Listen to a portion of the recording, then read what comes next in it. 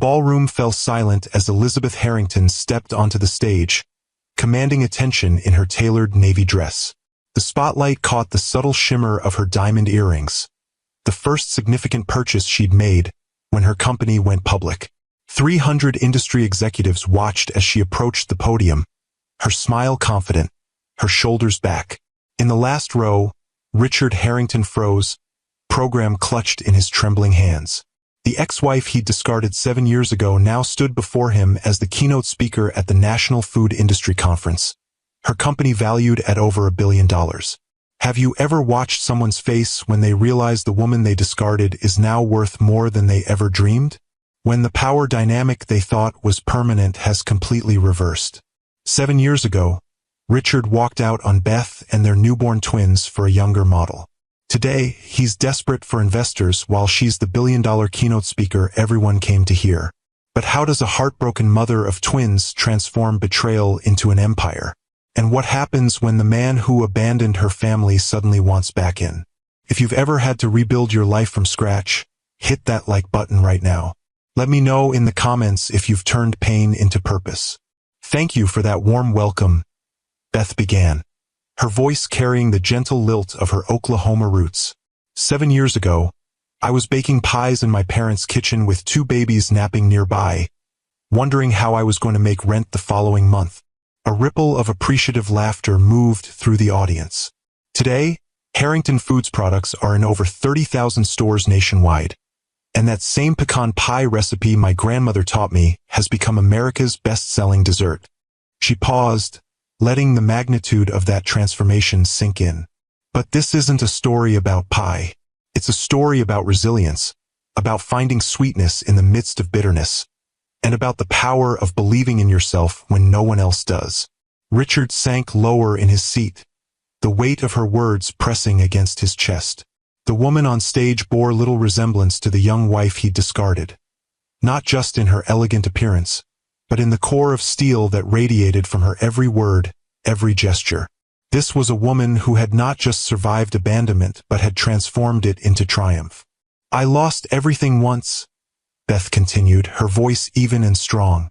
But I learned what really matters. My children, my determination, and the ability to start over. Success isn't about getting even. It's about building something that lasts. As she spoke, Richard's mind drifted back to their last night together. The marble kitchen counter in their Dallas townhouse. The twins, just 3 weeks old, sleeping upstairs. Beth's face, still soft from pregnancy, crumpling as he told her he was leaving. At Harrington Foods, we believe in second chances, Beth was saying now. That's why 60% of our workforce consists of women returning to the job market. Many of them single mothers like I was. That's why our foundation provides business grants to women entrepreneurs in underserved communities. And that's why our newest initiative will fund culinary scholarships for young people who, like me, come from backgrounds where fancy business degrees weren't an option. The audience erupted in applause, many rising to their feet. Beth's smile widened as she looked toward the front row, where 2 children sat. A boy and girl, both 7, both watching their mother with unmistakable pride. Thank you, she said as the applause finally quieted. I'll close with this thought. When life hands you bitter lemons, you have 2 choices. You can remain bitter, or you can add sugar, water, and make something refreshing. I chose to make something sweet, not just for myself, but for my children and for the thousands of families who now gather around tables sharing our food and making memories together. As Beth left the stage to a standing ovation, Richard remained rooted in place, overwhelmed by emotions he hadn't allowed himself to feel in years. Pride in what Beth had accomplished, shame for his role in her pain, and a devastating sense of loss for all he had thrown away. The reception following the keynote was crowded with industry leaders eager to speak with Beth. She moved through the room graciously, one hand often resting protectively on Emma or Ethan's shoulder as they stayed close, occasionally shy in the face of so much attention. Ms. Harrington, your speech was inspiring, said a woman from a major grocery chain. We'd love to discuss expanding your holiday line for next season. I'd be delighted, Beth replied, exchanging business cards. My team will reach out next week to set up a meeting. As the woman moved away, Beth felt a shift in the energy around her. A sudden tension.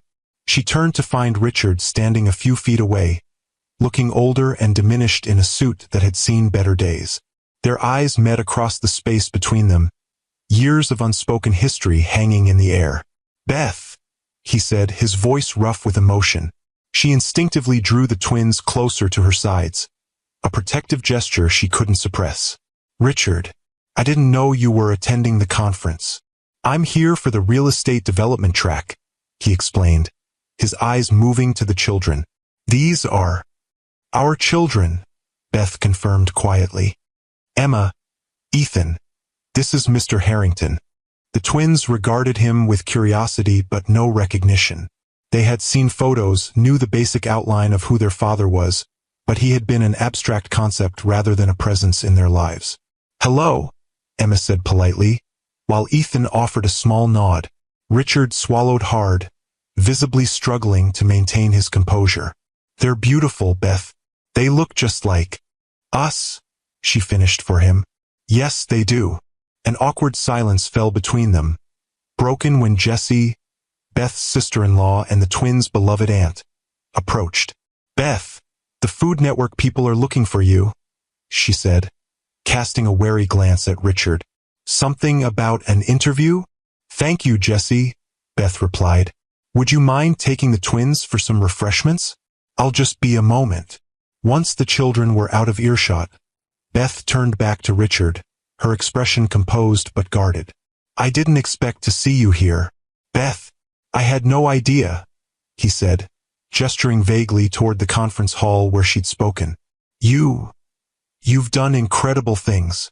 She met his gaze calmly. "I did it for our children, Richard.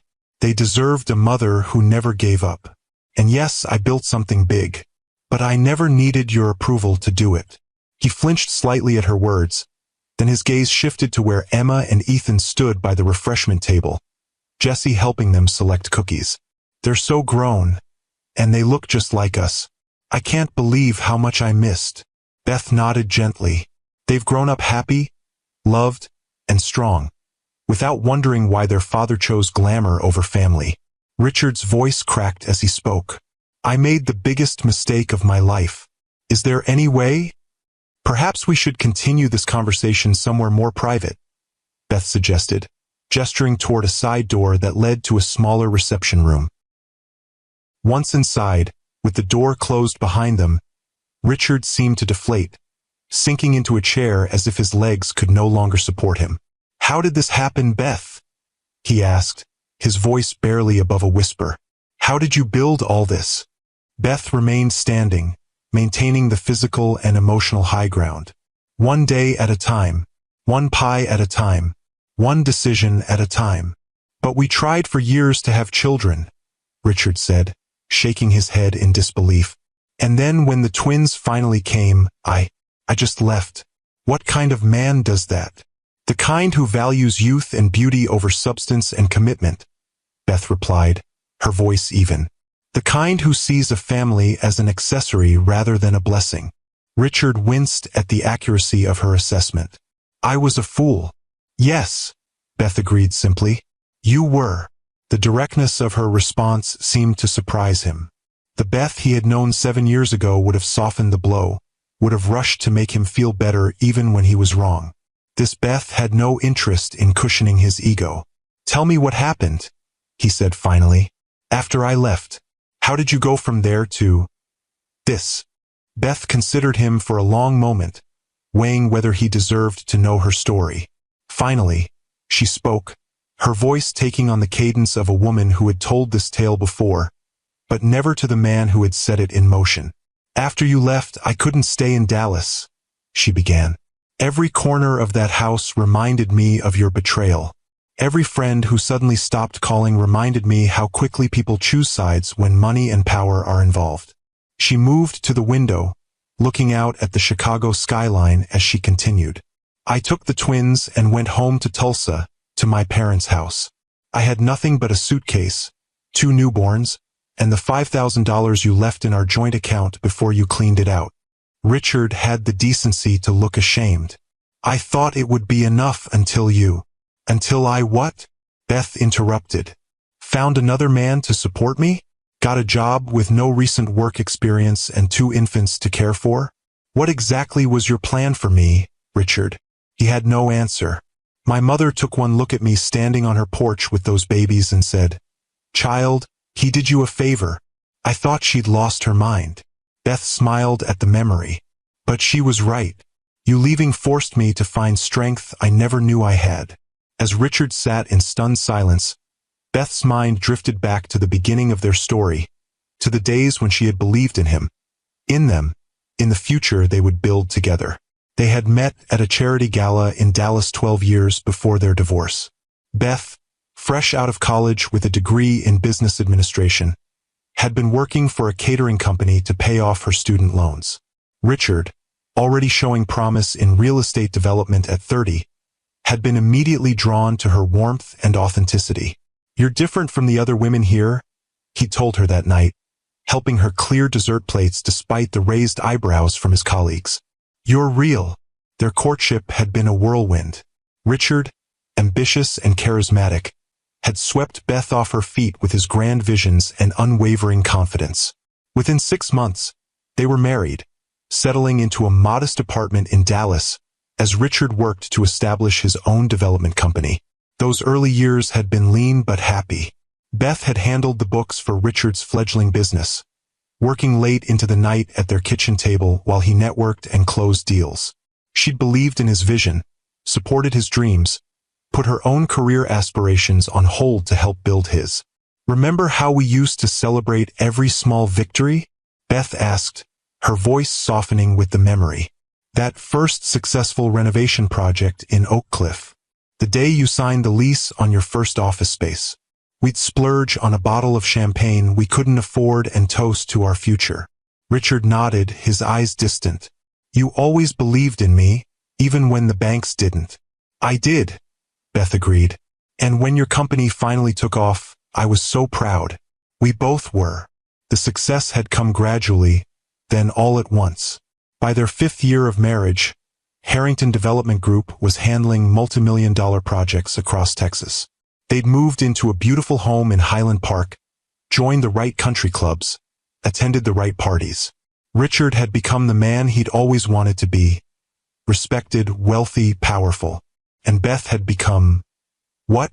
The supportive wife, the perfect hostess, the woman who stood beside him at events, smiling and gracious, while her own dreams gathered dust. "We started trying for a baby early in our marriage," Beth continued, her voice growing quieter. "Remember how excited we were? How sure we were that it would happen right away. But it hadn't happened right away. Month after month of disappointment had turned into years of specialists, treatments, tears. The strain had begun to show in their marriage. Richard, accustomed to controlling outcomes through sheer will and money, had grown frustrated with this challenge he couldn't overcome. "I started to feel like I was failing you," Beth admitted. "Like my body was betraying us both." "I never should have made you feel that way," Richard said, his voice thick with regret. "It wasn't your fault." "No," Beth agreed. "It wasn't. But you made it feel like it was." The treatments had finally worked after years of trying. When the doctor had confirmed not just a pregnancy but twins, Beth had wept with joy. Richard had seemed happy too, proud even, already talking about the Harrington heirs who would someday take over his company. Throughout the pregnancy, Beth had glowed with happiness, nesting and preparing for the babies she had wanted for so long. If she noticed Richard's increasing absences, his late nights at the office, his distraction when he was home, she had attributed it to work stress, to his excitement about becoming a father. "I was so naive," Beth said, shaking her head at her younger self. "So trusting. Even when Marissa Jenkins called to tell me she'd seen you having dinner with a young woman at the mansion, I made excuses for you. Business meeting, I told myself. Client dinner." Richard's face flushed with shame. "Sophia was a model I met at a charity auction. She was 25, ambitious, beautiful. She made me feel young, powerful. I told myself it was just a flirtation, nothing serious." Until it was, Beth finished for him.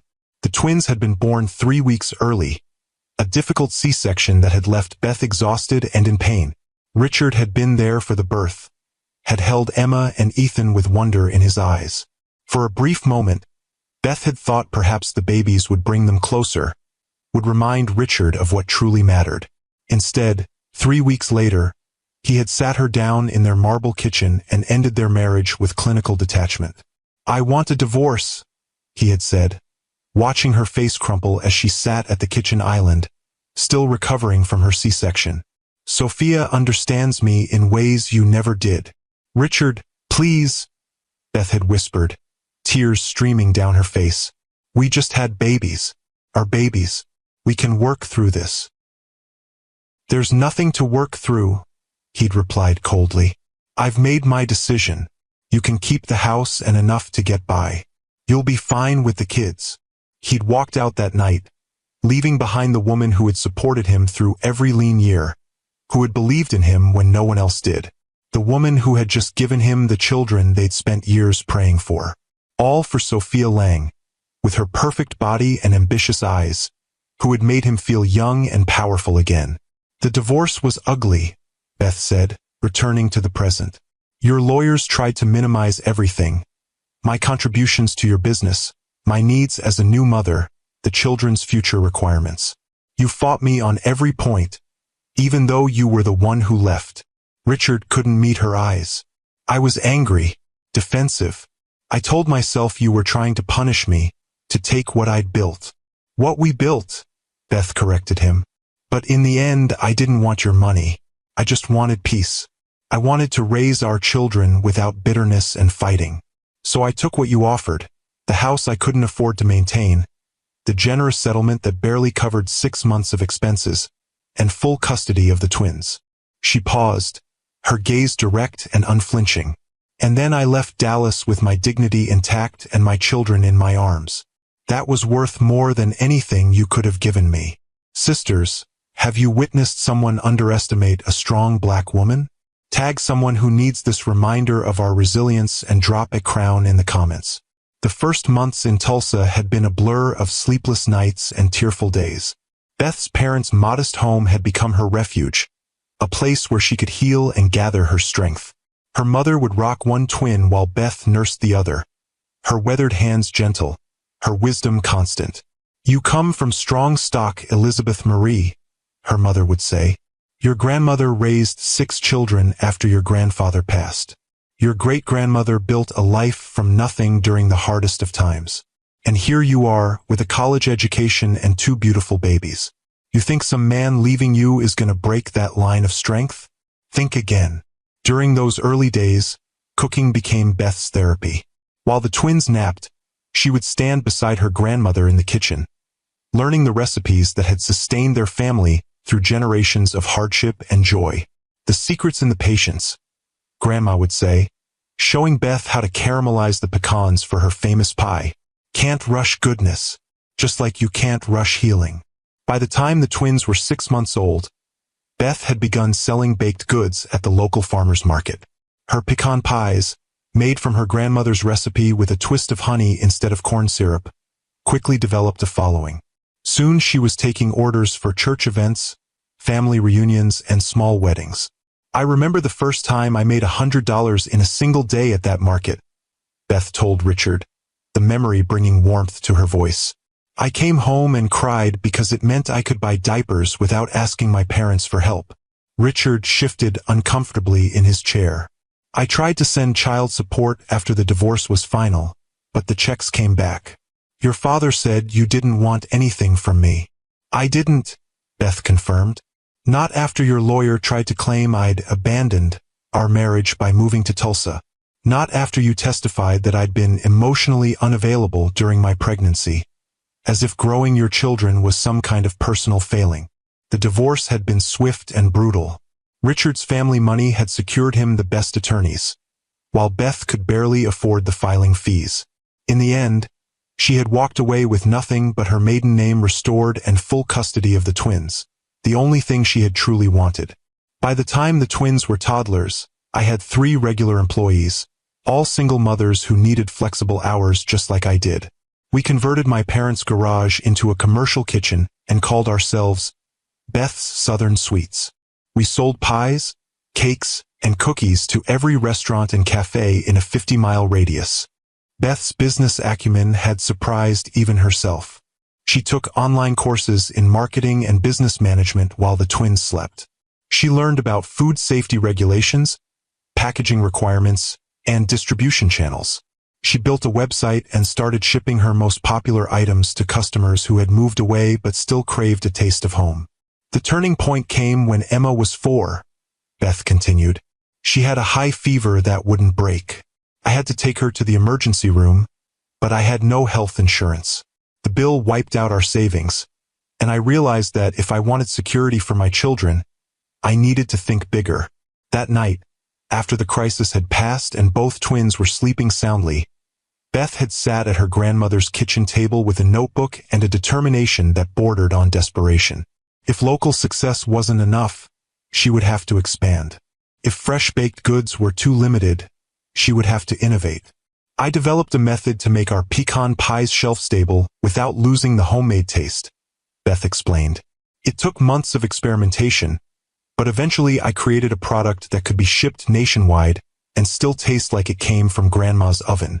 With her new product ready, Beth had approached local banks for a loan to scale production. The rejections had been unanimous and often condescending. One loan officer actually suggested I find a husband to co-sign, Beth said with a bitter laugh. As if my business plan, growing sales, and perfect credit weren't enough because I was a single black mother. Richard winced. That sounds like something I would have said back then. Yes, Beth agreed. It does. The breakthrough had come through an unexpected channel. One of Beth's regular customers, a producer for a regional home shopping network, had invited her to showcase her pies on a special holiday episode. I was terrified, Beth admitted. I'd never been on television before, but I knew this was my chance, so I put on my best dress, practiced my pitch until I could recite it in my sleep, and drove to the studio with a car full of pies. The segment had been scheduled for 10 minutes. Beth had sold out of her entire inventory 500 pies in 7. The switchboard had lit up with calls from viewers across the South, eager to taste the pecan pie that the host had described as heaven on a plate. The network called the next day and offered me a regular spot, Beth said, a smile playing at her lips. Suddenly, I had orders coming in faster than I could fill them. I needed a real production facility, more staff, better equipment. This time, when Beth approached the banks, she brought with her purchase orders and a contract with the shopping network. The loans were approved, and Beth's Southern Sweets moved into its first real factory, a small facility on the outskirts of Tulsa with 20 employees, most of them women returning to the workforce after raising children or leaving difficult situations. We started with regional grocery chains in the South, Beth explained, places where people understood the cultural significance of soul food and appreciated authentic flavors. Within 2 years, we were in every major supermarket across the Southeast. National expansion had followed, along with an expanded product line that included gourmet cookie mixes, healthier versions of classic desserts, and Beth's signature shelf-stable pies in various flavors. Each product featured her grandmother's recipes as a foundation, adapted for modern tastes and needs. People weren't just buying food, Beth said. They were buying connection to tradition, to family, to something authentic in a world of processed convenience. As she spoke, Richard's expression shifted from shock to something like awe. You did all this while raising our children alone? I did, Beth confirmed. And I didn't do it to prove anything to you, Richard. I did it because I refused to let your choices determine our future. 5 years after launching her first product line, Beth had rebranded the company as Harrington Foods Incorporated, a decision that had surprised many who knew her story. Why keep his name? Her mother had asked when Beth shared the new logo designs. Because I earned it, Beth had replied simply. 12 years of marriage, 2 beautiful children, and now a company that will be their legacy. The Harrington name is as much mine as it is his, maybe more so now. The rebranding had coincided with Beth's biggest business gamble, a line of healthier comfort foods that maintain the flavor of traditional recipes while reducing sugar, salt, and preservatives. Food critics had been skeptical, but consumers had embraced the products enthusiastically, particularly mothers looking for convenient options they could feel good about serving their families. Last year, we hit the billion-dollar valuation mark, Beth said, her voice matter-of-fact rather than boastful. We now have factories in Texas, Georgia, and Oklahoma, employing over 800 people, 60% of them women returning to the workforce. Our foundation provides grants to women entrepreneurs and funds culinary scholarships for young people from disadvantaged backgrounds. Richard sat in stunned silence, trying to reconcile the woman before him with the young wife he had so carelessly discarded. And the twins? How have they been through all this? Beth's expression softened at the mention of their children. They're amazing kids, Richard. Emma is artistic, sensitive, already showing talent in the kitchen. Ethan is analytical, practical, always asking questions about how things work. They're both doing well in school, have friends, activities. Do they? Richard hesitated, then forced himself to continue. Do they ask about me? They did when they were younger, Beth admitted. I never lied to them. I told them you were their father, that you lived in Dallas, that you weren't able to be part of our family anymore. As they got older, they asked more specific questions, and I answered those honestly too. What did you tell them? Richard asked, his voice barely audible. The truth, Beth said simply. That you left us for another woman when they were babies. That you chose a different life. That it wasn't their fault. Richard flinched at the bluntness of her words. They must hate me. They don't know you well enough to hate you, Beth replied. You're an abstract concept to them, Richard. A photograph, a story. They've never felt the impact of your absence because they've never known your presence. The truth of that statement hit Richard like a physical blow. He had missed everything. First steps, first words, first days of school. He had missed fevers and nightmares, scraped knees and lost teeth. He had missed the everyday moments that formed the foundation of a parent-child relationship. I've been a fool, he said again. But this time the words carried the weight of 7 years of absence, of choices that couldn't be undone. Yes, Beth agreed, but her voice had lost its edge. But that doesn't mean you can't make better choices now. Richard looked up, hope flickering in his eyes. What are you saying?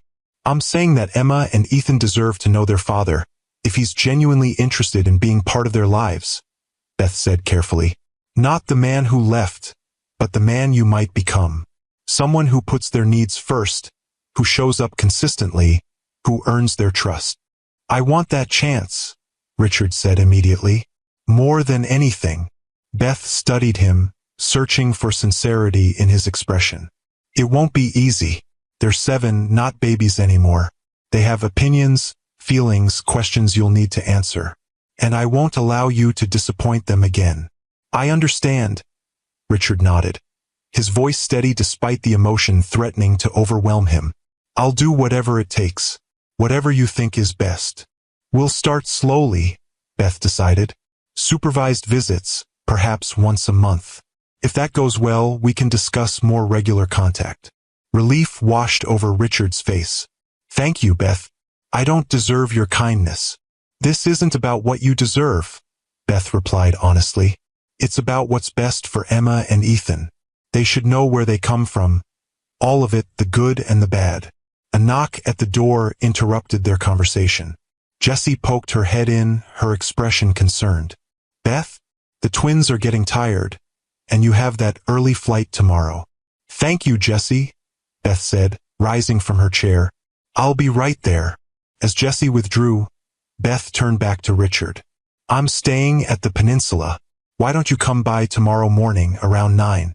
You can have breakfast with us before we leave for the airport. It would give you a chance to talk with the twins in a casual setting. I'd like that very much, Richard said, standing as well. Beth, don't, she interrupted gently. Don't make promises or declarations. Just show up tomorrow.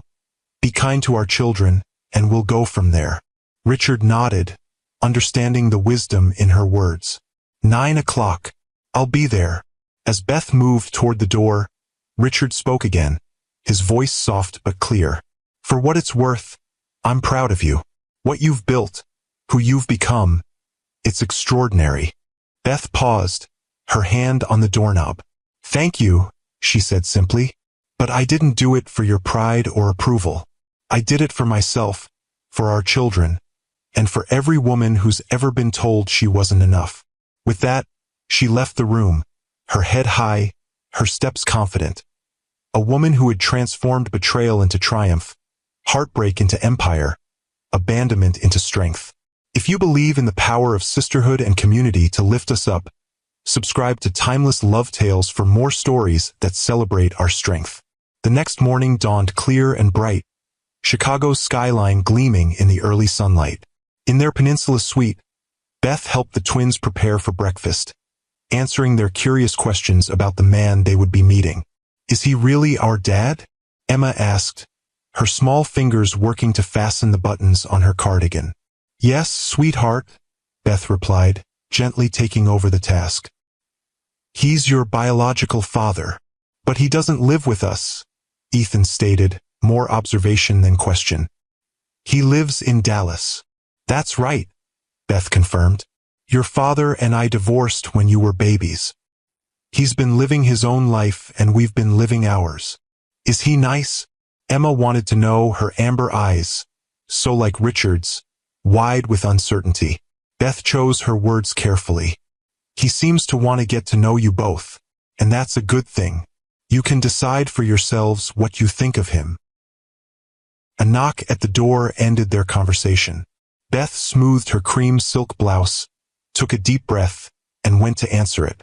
Richard stood in the hallway, looking more put together than he had the previous day.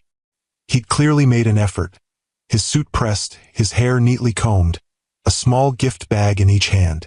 Good morning, he said, his voice betraying his nervousness. I hope I'm not too early. Right on time, Beth assured him, stepping back to allow him entry. The twins are ready for breakfast. We can eat here in the suite. I ordered room service. Richard nodded gratefully, understanding that Beth had chosen a private setting for this first real meeting. As he entered the living area of the suite, he saw Emma and Ethan sitting side by side on the sofa, their postures mirror images of cautious curiosity. Hello, he said, stopping a respectful distance away. I'm Richard. It's very nice to meet you both. Emma, always the more outgoing of the two, spoke first. I'm Emma. I'm 7.5. This is my brother Ethan. He's 7.5 too, but I was born 6 minutes earlier. A smile tugged at Richard's lips. That makes you the big sister then. That's what I always tell him, Emma agreed seriously. Ethan studied Richard with a thoughtful expression that reminded Beth painfully of his father. You look like the pictures, he finally said. What pictures? Richard asked, glancing at Beth. Mom has a photo album, Ethan explained. There are some pictures of you and her from before we were born. At your wedding and stuff. Beth had indeed kept a small album of photographs from their marriage, not out of sentimentality, but because she believed the twins deserved to see evidence of their origins, to know that they had come from what was once love, even if it hadn't lasted. I see, Richard said, clearly touched that Beth had preserved this connection for their children. Well, I brought you both something, just a small gift. He held out the bags, one to each child. Beth tensed slightly, wondering what Richard might have chosen, hoping it wouldn't be something extravagant or inappropriate. She needn't have worried. As the twins opened their gifts, they each pulled out a snow globe containing a miniature Chicago skyline. I thought you might like a souvenir of your trip, Richard explained. Something to remember Chicago by. Cool, Emma exclaimed, shaking the globe to watch the snow swirl around the tiny buildings. Look, Mom, it has the big bean thing we saw yesterday. Cloud Gate. Ethan corrected his sister, examining his own globe with equal appreciation. That's what the real name of the bean sculpture is. Thank you, Mr. Harrington. You're welcome, Richard replied, visibly relieved at their positive reaction. And you can call me Well, whatever you're comfortable with. A knock announced the arrival of breakfast. As Beth directed the hotel staff in setting up the meal on the suite's dining table, Richard took the opportunity to engage with the twins, asking them about their visit to Chicago, their favorite subjects in school, their hobbies. His questions were genuine, his attention focused entirely on their responses. By the time they sat down to eat, some of the initial awkwardness had dissipated. The twins, with the remarkable adaptability of children, had begun to relax in Richard's presence, though they still looked to Beth for reassurance when uncertain. "Mom says you build buildings," Ethan said as he carefully spread jam on his toast. "Like, big ones?" Richard nodded. "That's right. My company develops real estate, office buildings, shopping centers, apartment complexes. Do you build them yourself?" Emma asked, clearly picturing Richard in a hard hat with a hammer. Richard chuckled. "No, I hire architects to design them and construction companies to build them. My job is more about finding the right locations, securing financing, and overseeing the projects." "Mom builds things too," Ethan said proudly. "She built a whole company." "Yes, she did," Richard agreed, his admiration evident. "A very successful one. We help sometimes," Emma added. "Mom lets us taste test new recipes. I liked the chocolate pecan pie best, but Ethan likes the original better. I'm a traditionalist," Ethan explained with such adult seriousness that Beth had to hide a smile. "I'd love to try both someday," Richard said. "If that would be okay." The conversation continued, flowing more easily as the meal progressed. Richard proved to be good with the twins, listening attentively to their stories, answering their questions honestly but age-appropriately, never talking down to them or dismissing their interests. Beth observed this interaction with mixed emotions. Part of her, the protective mother, remained wary, alert for any sign that Richard might hurt or disappoint her children. But another part, the part that had once loved this man, that had dreamed of raising a family with him, felt a bittersweet pang at the glimpse of what might have been. As breakfast concluded, Beth glanced at her watch. "We should start packing up. Our flight leaves in a few hours." The twins excused themselves to gather their belongings, leaving Beth and Richard alone at the table.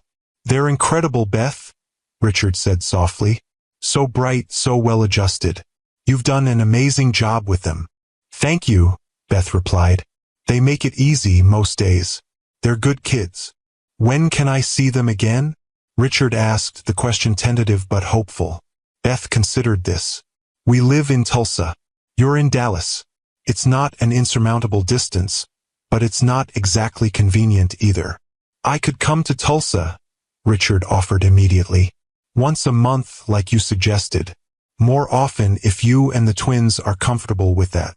Beth nodded slowly. "Let's start with once a month. Perhaps a Saturday afternoon. You could take them to the park for ice cream, something simple. I'd be nearby, but not hovering." "That sounds perfect," Richard agreed. "And Beth, thank you for giving me this chance. I know you have every reason not to. The twins deserve to know you," Beth said simply. "As long as you're committed to being a positive presence in their lives, I won't stand in the way." Richard's expression grew serious. "I am committed. I've missed 7 years of their lives. I don't want to miss any more." Beth studied him, searching for sincerity in his eyes. What she saw satisfied her, at least for now. "Then we'll make it work, for their sake." As they exchanged contact information and discussed logistics for Richard's first visit to Tulsa, Beth felt a strange sense of closure. The man sitting across from her was still Richard, still handsome despite the new lines in his face, still charismatic despite his diminished circumstances, but he was no longer the center of her world, no longer the man who could break her heart with a single cruel word. She had built a life without him, a successful business, a loving home for their children. She had transformed herself from the devastated young mother he had abandoned into a confident, powerful woman who answered to no one but herself. Whatever happened next with Richard's relationship with the twins, Beth knew she would be fine. More than fine, she would continue to thrive. When it was time to leave, Richard helped carry their luggage down to the waiting car. The twins, having warmed to him over breakfast, allowed him to hug them goodbye, though the embraces were brief and somewhat awkward. "I'll see you both soon," Richard promised. "In Tulsa. We can get to know each other better there." "Okay," Emma said, offering him a small smile. "Maybe you can try Mom's pecan pie then." "I'd like that very much," Richard replied, his voice thick with emotion. As the car pulled away from the curb, Beth watched Richard through the rear window, a solitary figure growing smaller with distance. The twins were already absorbed in their snow globes, shaking them to create miniature blizzards around the Chicago skyline. "Mom," Ethan asked, looking up from his souvenir, "is Mr. Harrington going to be part of our family now?" Beth chose her words carefully. "He's already part of our family in one way. He's your biological father. Whether he becomes more than that depends on many things. But what I want you both to remember is that our family, you, me, Grandma and Grandpa, Aunt Jessie, that's solid. That doesn't change, no matter what." Emma nodded, seemingly satisfied with this answer. "I think he's sad," she observed with the startling perception children sometimes display. "Why do you think that, sweetheart?" Beth asked. "His eyes," Emma said simply. "They look happy when he smiles, but sad the rest of the time. Like he lost something important." Out of the mouths of babes, Beth thought. Well, in a way, he did lose something important. He lost the chance to watch you both grow up. That's a very sad thing for a parent to miss. But it was his choice, right? Ethan asked, his logical mind seeking clarity. He chose to leave. Yes, Beth confirmed. Never one to shield her children from difficult truths. He did make that choice. But people can regret their choices, can wish they had done things differently. And can they fix it? Emma wanted to know. Can they make it better after they make a bad choice? Beth looked at her daughter's earnest face, at her son's thoughtful expression, and felt a surge of love for these remarkable children who were trying to make sense of a complicated adult world. Sometimes, she said honestly, not always and not completely. Some choices have consequences that can't be undone. But people can learn, can grow, can try to do better. And we can choose whether to give them that chance. The twins considered this, processing it in their different ways. Emma with her heart, Ethan with his head. I think we should give him a chance, Emma decided finally. Everyone deserves a second chance, right? That's what you always say about the ladies who work at the factory. Beth smiled at her daughter's application of this principle. That's true. I do believe in second chances. But with conditions, Ethan added, ever the pragmatist. Like, they have to prove they deserve it. Also true, Beth agreed. Very wise, both of you. As the car carried them toward the airport, Beth felt a sense of peace settle over her. The confrontation she had both dreaded and perhaps secretly anticipated for 7 years had come and gone. Richard had seen the woman she had become, the empire she had built, the children she had raised. And she had seen him too. Not the powerful, confident man who had once dominated her world, but a humbled, regretful human being seeking redemption. Whether he would find it, whether he would prove worthy of the second chance their children seemed willing to offer, remained to be seen. But Beth was no longer invested in his success or failure. Her happiness, her fulfillment, her sense of self-worth no longer depended on Richard Harrington's choices.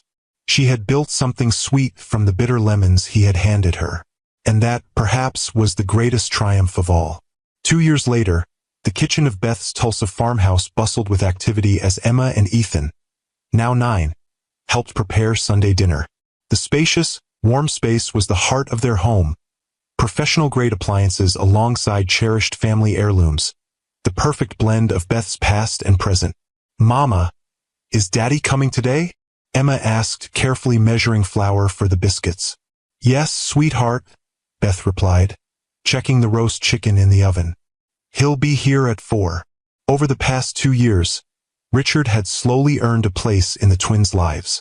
It began with supervised visits at a park near Beth's home, awkward at first but gradually warming as he genuinely tried to know his children.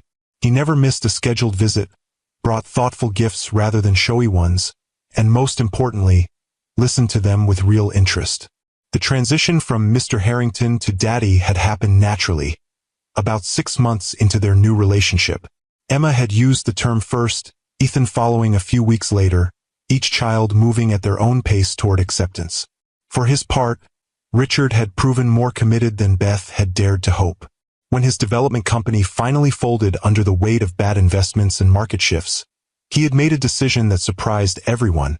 He moved from Dallas to Tulsa, taking a position teaching real estate courses at Tulsa Community College.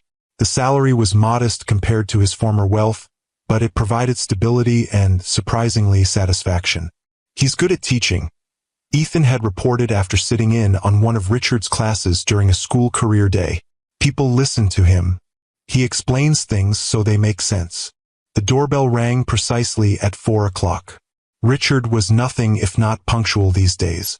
"I'll get it," Ethan called, racing to the front door with Emma close behind.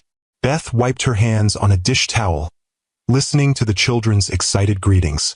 Richard's deeper voice responded warmly, asking about their week at school, complimenting something they'd made. When they entered the kitchen, Richard was carrying a small potted plant, a peace lily, rather than his usual bouquet for the table. "I thought this might last longer," he explained, setting it on the counter. The florist said they're easy to care for. "It's lovely," Beth said, genuinely appreciative of the thoughtfulness. "Thank you." Richard looked better these days, still older than his 51 years, but healthier. The bitterness that had etched lines into his face had softened, replaced by the gentler marks of laughter and genuine emotion.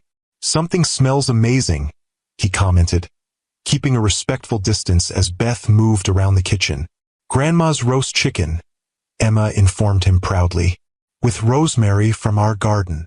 And I made the biscuits," Ethan added. "Well, Mama helped with the oven part." Richard smiled at his son. "I can't wait to try them." The dynamic between them had evolved into something none of them could have predicted 2 years ago. Not a reconciliation between Beth and Richard, that chapter was firmly closed, but a new kind of family arrangement built on mutual respect and the shared love of 2 remarkable children. Richard had his own apartment in Tulsa now, a modest 2-bedroom where the twins had their own space for weekend stays. He attended their school events, sports games, and recitals. He helped with homework, particularly math, which had never been Beth's strong suit. He had become, against all odds, a good father. As they settled around the dining table, Beth at one end, Richard at the other, the twins between them, Beth felt a sense of peace that had been hard-won. This wasn't the family she had imagined when she'd married Richard in her 20s, starry-eyed and believing in forever. It was something different, more complex, shaped by pain and growth, but ultimately stronger for having been broken and carefully reassembled. "Before we eat," Beth said, "let's each share something we're grateful for. Emma, would you like to start?" Emma thought for a moment. "I'm grateful for my science project winning first place. And for Mama's new strawberry pie that's going to be in stores next month. I'm grateful for my baseball team," Ethan said, "and that Daddy's coming to my game on Saturday." Richard looked surprised and touched. "I wouldn't miss it for anything." When his turn came, Richard spoke carefully, his eyes moving between the 3 faces around the table. "I'm grateful for second chances, for the opportunity to know my amazing children, and for Beth's generosity in allowing me to be here, despite everything." Beth felt the weight of his words, the genuine remorse behind them. The anger that had once burned so fiercely had long since cooled, replaced by something like compassion for the man who had lost everything that truly mattered in pursuit of what didn't. "And you, Mama?" Emma prompted. "What are you grateful for?" Beth looked at her children, healthy, happy, secure in the knowledge that they were loved. She looked at her ex-husband, humbled, transformed, committed to being the father their children deserved. And she thought of the empire she had built from nothing but determination and her grandmother's recipes. "I'm grateful for the journey," she said simply. "Even the hardest parts, especially the hardest parts, because they led us here, to this table, to this moment." As they ate, the conversation flowed easily: school projects, Richard's students, the latest developments at Harrington Foods. The company continued to thrive under Beth's leadership, expanding into new markets, developing innovative products, maintaining its commitment to employing women returning to the workforce. The new factory in Memphis is almost ready, Beth mentioned as they cleared the dinner plates. I'll need to be there for the opening next month. That's your third factory, right? Richard asked, genuinely interested in her business success. Fourth, Beth corrected. We opened the one in North Carolina last year. Mom's picture was in Forbes magazine, Ethan informed his father proudly. They called her the billion-dollar queen of comfort food.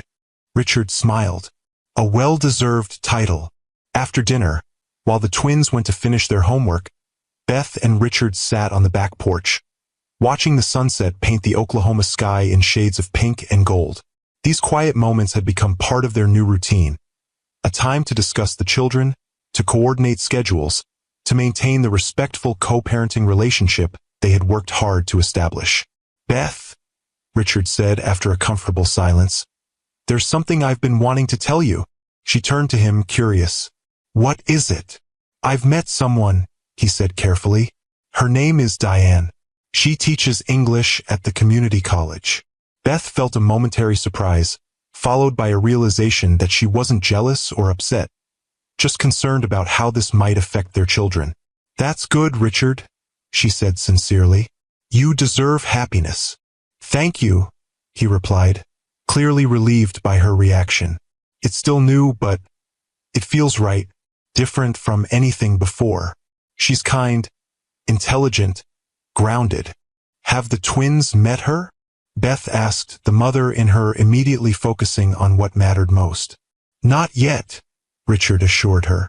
I wanted to talk to you first to make sure you're comfortable with it, and to get your advice on how to introduce her to them.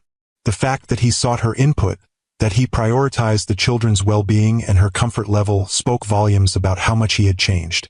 I appreciate that, Beth said.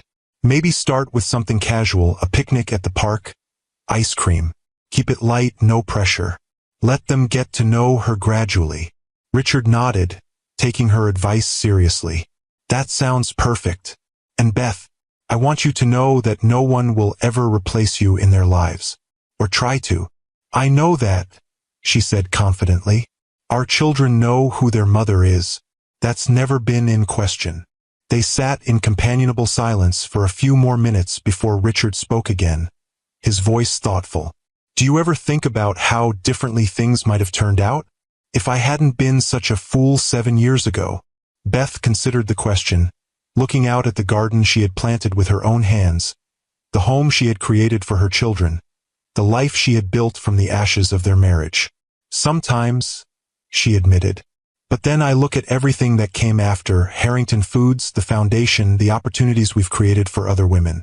None of that would exist if you hadn't left. You might have built something just as impressive, Richard suggested. You were always capable of greatness, Beth. I just didn't see it then. Maybe, she acknowledged, but it would have been different. And I like the life I've created, Richard. I'm proud of it. I wouldn't trade it, even to erase the pain. He nodded, understanding. You turned betrayal into triumph. Not everyone could have done that. My grandmother used to say that life gives you exactly what you need, even when it doesn't give you what you want, Beth said, smiling at the memory. I didn't understand what she meant until I had to rebuild my life from scratch. Inside the house, they could hear the twins laughing about something, the sound carrying through the open windows. The simple joy in that laughter was the greatest testament to the healing that had taken place, to the resilience of children when surrounded by love and stability. They're going to be fine, aren't they? Richard asked, his voice carrying a father's eternal concern. Better than fine, Beth assured him. They have 2 parents who love them, who put their needs first. That's more than many children have. As the evening wound down and Richard prepared to leave, the twins came out to say goodbye, each hugging him tightly, secure in the knowledge that they would see him again soon. This, perhaps, was the greatest gift Beth had given them, the ability to trust in their father's presence, to believe in his love despite his past absence. See you Saturday, Daddy, Ethan reminded him. Game starts at 10. I'll be there early, Richard promised. Front row. After the twins went back inside, Richard turned to Beth one last time. "Thank you," he said simply, "for everything." She understood all that those two words encompassed. Thank you for raising our children with such love and wisdom. Thank you for allowing me back into their lives. Thank you for finding a way to forgive what I once thought was unforgivable. "You're welcome," she replied, equally simple, equally profound. As Richard drove away, Beth remained on the porch for a moment, breathing in the sweet evening air. The journey from abandoned wife to billion-dollar CEO had been long and often painful, but standing here now, with her children safe inside the home she had created, with her business thriving beyond her wildest dreams, with peace in her heart where bitterness had once resided, Beth knew one thing with absolute certainty. She had not just survived, she had transformed. And in that transformation, she had discovered a strength, a purpose, and a joy that no betrayal could ever diminish. This story reminds us that our greatest setbacks can become our most powerful comebacks. Share this with a sister who needs to hear that her story isn't over yet. And if you want more empowering tales like Beth's, hit that notification bell so you never miss a new video from Mr. Harrison. Remember, Queens, when life hands you bitter lemons, you have two choices. You can remain bitter, or you can add sugar, water, and make something refreshing. Choose to make something sweet, not just for yourself, but for all those whose lives you touch. Your greatest triumph may be waiting on the other side of your deepest pain. In the words of Beth's grandmother, life gives you exactly what you need, even when it doesn't give you what you want. Trust the journey, embrace your strength, and know that you are capable of transforming any betrayal into a billion-dollar blessing. Until next time, this is Mr. Harrison, reminding you that your story isn't defined by those who walk away. It's defined by how magnificently you rise after the fall.